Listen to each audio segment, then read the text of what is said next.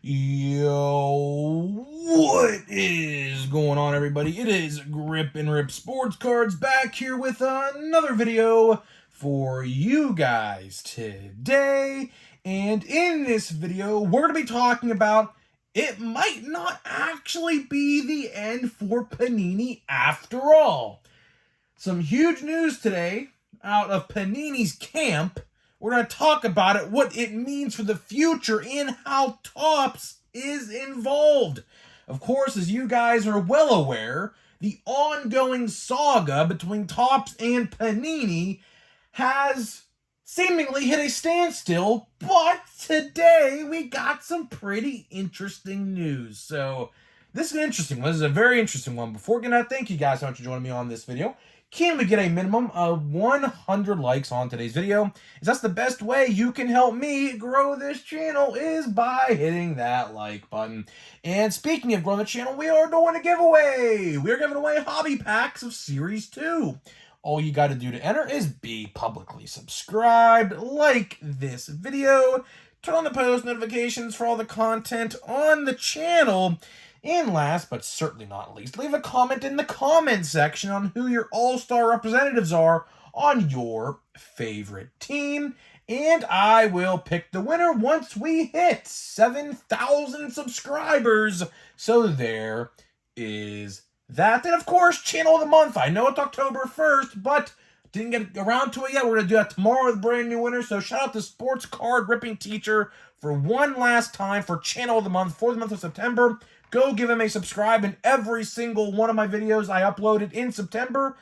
His link to his channel is in every single one of them.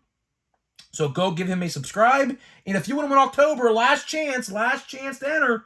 All you got to do is, if you're a sports card YouTuber, just describe to me what kind of sports card videos you make, and I'll pick a winner tomorrow. Tomorrow's going to be the announcement. Today was just so busy today. Of course, Saturday. Sunday when you're watching this, I had no time. I was literally out and about all day today. I had not 1 ounce of time to myself, which sucks because the football slate today for college was great. And of course, just soaking in the last days of baseball. Today, unfortunately, the last day of the regular season, which really sucks. As a baseball guy, I'm not too big into football. Of course, I watch the Steelers. I watch the Penguins. But nothing beats the Pirates, man. The Pirates are the Pirates. It's sad, man. I always get sad, as do probably a lot of other people who are like me. I'm a diehard baseball guy.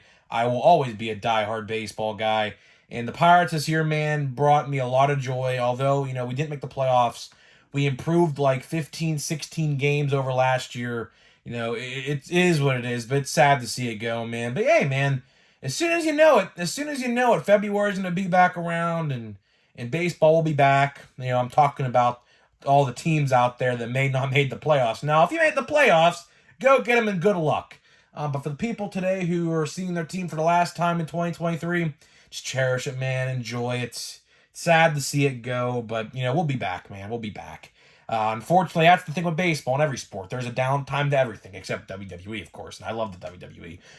But we'll be back, man. And speaking of something interesting, I'm going to do an interesting video in January. So January, the Pirates officially announced today, this is a side note, so if you want to skip this, I'm just going to describe this for 30 seconds. The Pirates are bringing back Pirates Fest. What that is, it's a fan convention, so where you get to meet all the players and things like that. So if you want to see a video with that, me trying to chase down players like Paul Skeens and whoever else to get autographs and pictures with, hey, leave a comment and a like. I'll do it. I was really planning on it. That'd be a good video, a different video for a day. That'd be pretty cool, don't you think?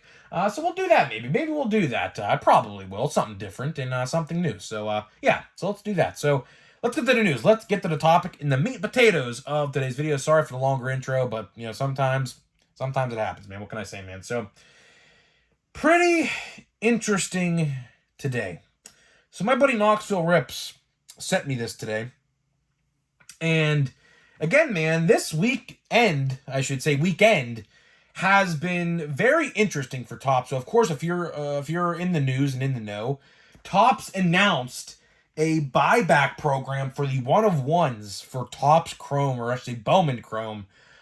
Basically, they admitted defeat with Bowman Chrome, as they should have, because they really effed up. They really did. We talked all about that yesterday, so if you want to check that out, go check out the video we uploaded yesterday. But today, we're talking about something different that somewhat has Topps involved. Well, I shouldn't say somewhat. It does have Topps involved. We're talking about Panini. And it might not be the end for Panini after all. Panini looks like it's staying around. And I don't know how this happened. We'll discuss it. We'll discuss all that led up to this and where I think it's going to go from here. So, where this tweet or this news is coming from is a Twitter user by the name of AJ Perez. So, there's 3 different slides here I'm going to read. Pretty lengthy, so bear with me if I chop it up and I stutter, because I genuinely, I'm going to be honest, I can't really read that well. I passed English, but my reading skills, ever since I graduated at least, have gone down the gutter. So, don't mind me, but here we go. Full statement to @FOS, I don't know what FOS is, from Panini lawyer Stuart Singer to partner at Boise Schiller Flexer LLP. So I'm assuming it's a business, a lawyer. I don't know. I'm not a legal lawyer. I don't pretend to be. So if there's legal jargon in here, which I did not read this yet, just to be prepared. I did not read this yet. I'm going to do a first reaction to this as I'm reading it. So I have no idea what to expect with this, but let's read it. In quotes, Panini is pleased that the NFLPI's request for emergency relief has been denied. Panini will move forward with the production and sale of fully licensed NFL player trading cards pursuant to the license agreement it holds, which it has and will continue to outperform in all aspects. The decision to deny the NFLPI's, which I don't know why it says NFLPI, I should say PA's, emergency relief, just like the WWE's denial last week, is an important win for Panini's mass retail partners, hobby stores, case breakers, and most importantly, the fans, which, I mean, I don't really know who likes Panini, but let's go on. Page 2. The decision effectively clears Panini can continue to operate as normal under its deal with the NFLPA that runs 2+ more years as the full arbitration plays out. This is akin to the NFLPA being denied an injunction if this was a civil court proceeding. Last slide we got here. The main arbitration case will move forward between the NFLPA and Panini, which will likely take several months to decide. Here's some background on this story, and we'll have more to come on this soon.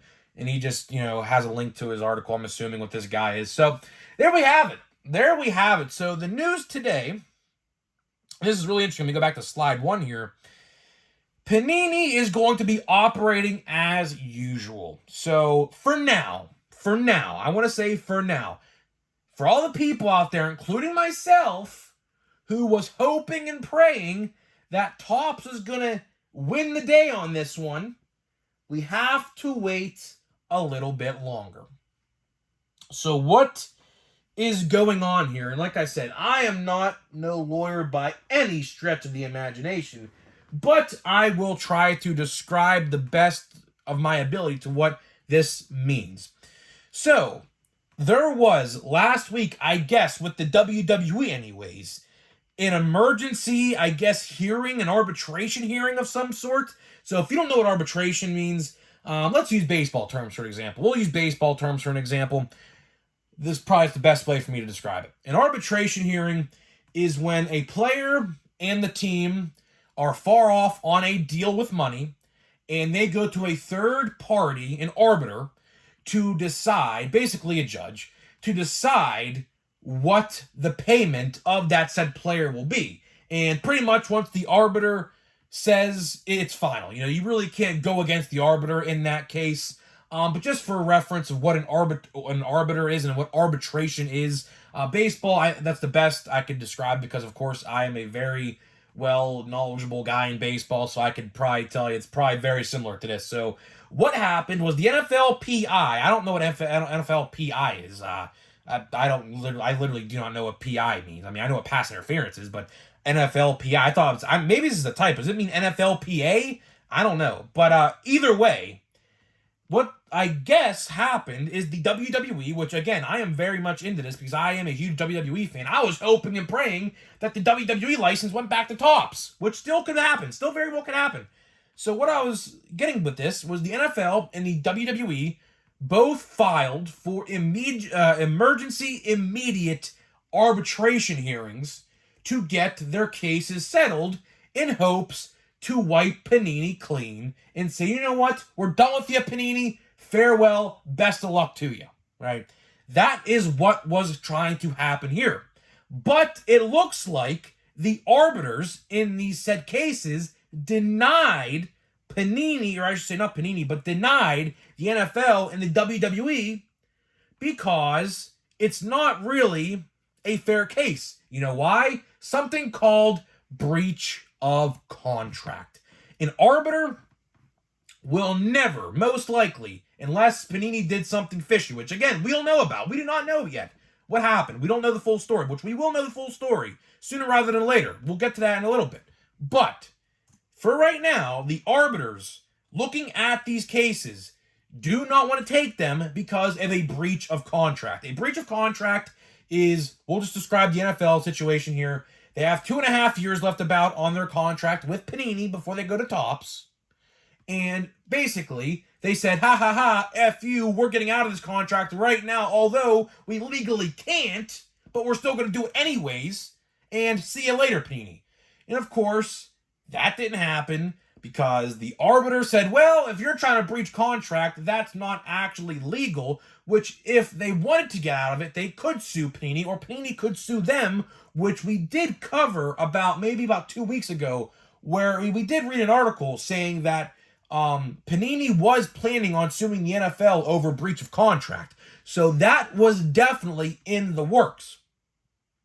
But I want to get to this part. Where are we at here on the slides? Right. So the last slide says the main arbitration case will move forward between the NFLPA and Panini, which will likely take several months to decide. That is correct.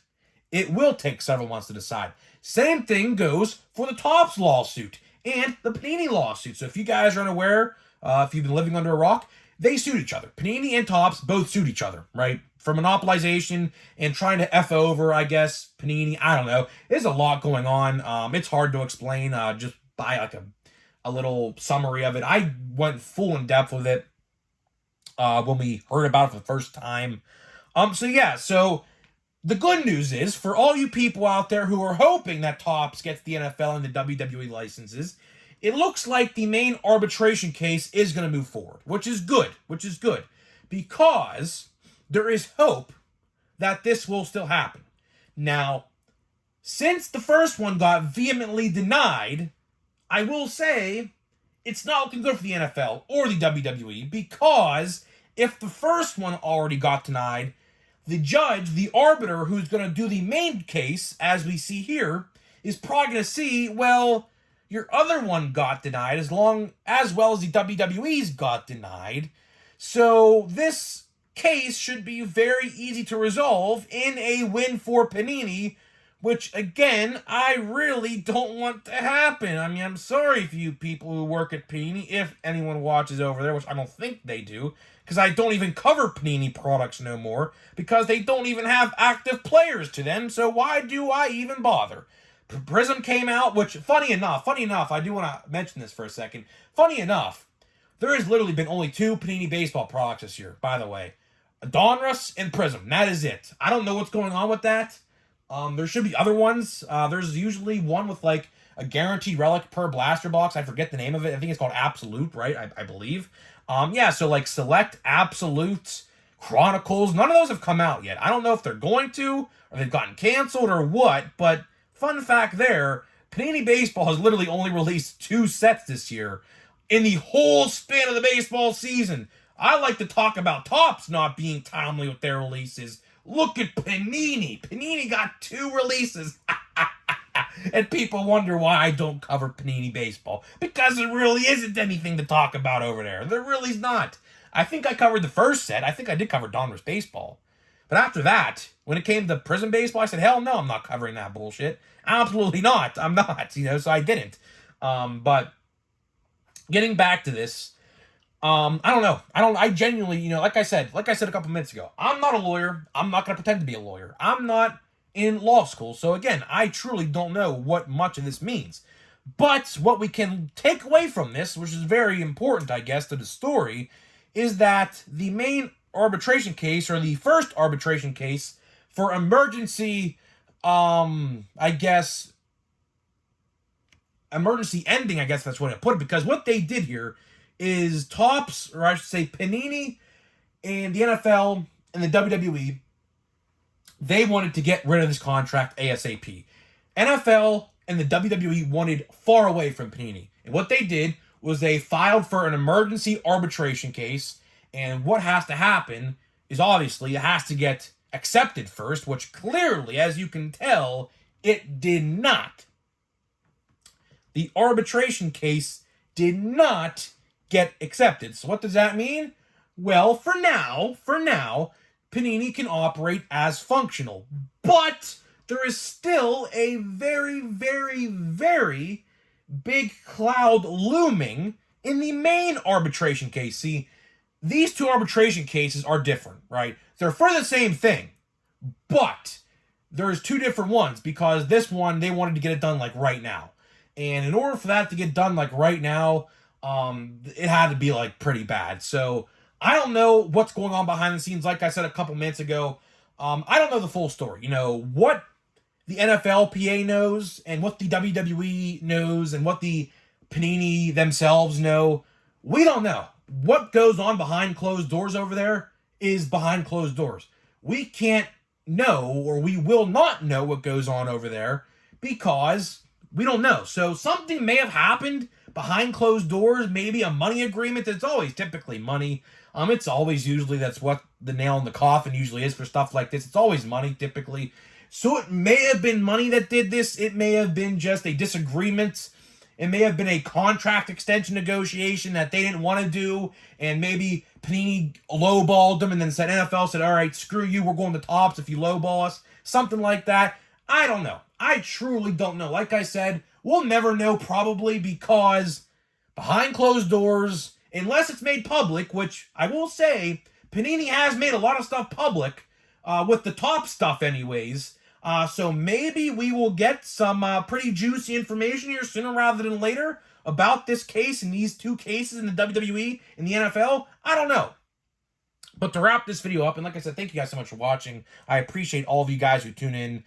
Sorry for the legal jargon. If you guys, don't like this video, it's completely understandable, because legal jargon is somewhat complicated. I mean, it really is. I mean, it takes a lot of knowledge to really understand it and get a gist of what really is being said here with these statements and things like that. So it is tough. It is tough. Don't get it twisted. It is tough to understand and actually grasp on this information.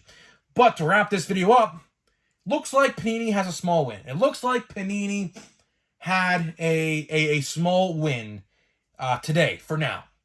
But to the people out there who want Topps to step in, it looks like we're going to get the decision in a little bit. It's not going to happen right now. Like I said in the article or the tweet, it'll take several months. Like I said, with the lawsuits with Panini and Topps, it's going to take at least probably 6 to 8, 9 months probably.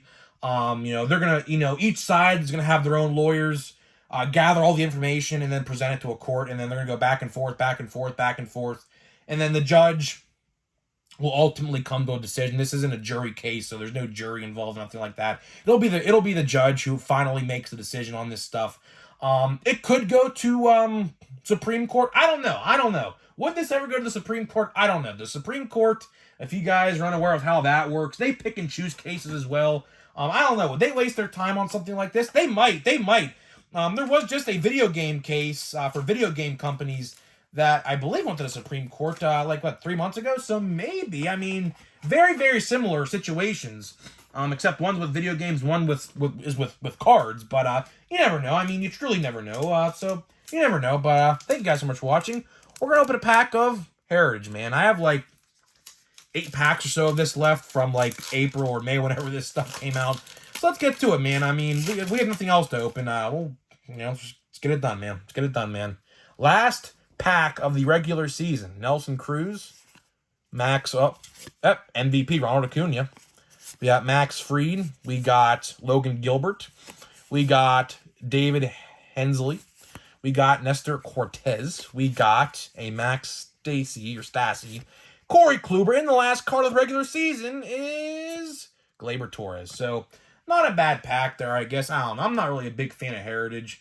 Heritage High Number comes out, I would assume, in December. I don't know. A lot of people are asking me questions about what do I know about Heritage High Number or anything like that. I truly couldn't tell you because I don't know anything. Typically, we would have information on that by now, but for some reason we don't.